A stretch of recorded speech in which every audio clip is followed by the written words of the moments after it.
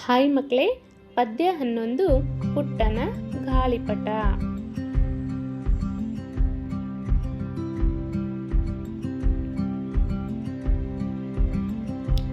ಹಸುರಿನ ಹಾಳೆಯ ಗಾಳಿಪಟ ಕಾಸಿಗೆ ಕೊಂಡನು ಪುಟ್ಟ. ನಡೆದನು ಪುಟ್ಟನು ಮನೆಯಾಚೆ ಗೆಳೆಯರ ಬಳಗವ ಕರೆಯಲಿಕ್ಕೆ.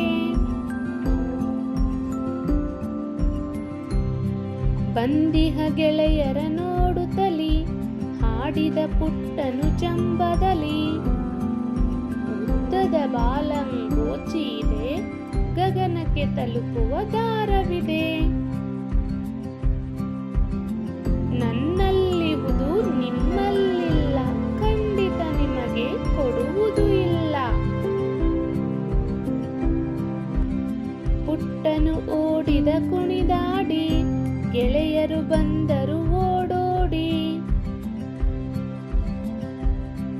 ಪಟವದು ಮರಕ್ಕೆ ಸಿಲುಕಿತ್ತು, ಪುಟ್ಟಗೆ ಅಳುವು ಬಂದಿತ್ತು.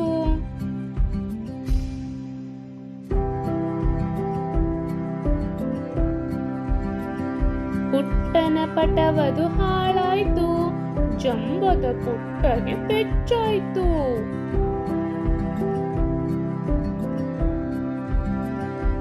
ಗೆಳೆಯರು ಪಟವನ್ನು ಬಿಡಿಸಿದರು, ಪುಟ್ಟಗೆ ಕೊಟ್ಟು ನಗಿಸಿದರು. ಪುಟ್ಟನ ಜಂಬವು ಕರಗಿತ್ತು, ಪಟವದು ಎಲ್ಲರ ಪಾಲಾಯಿತು.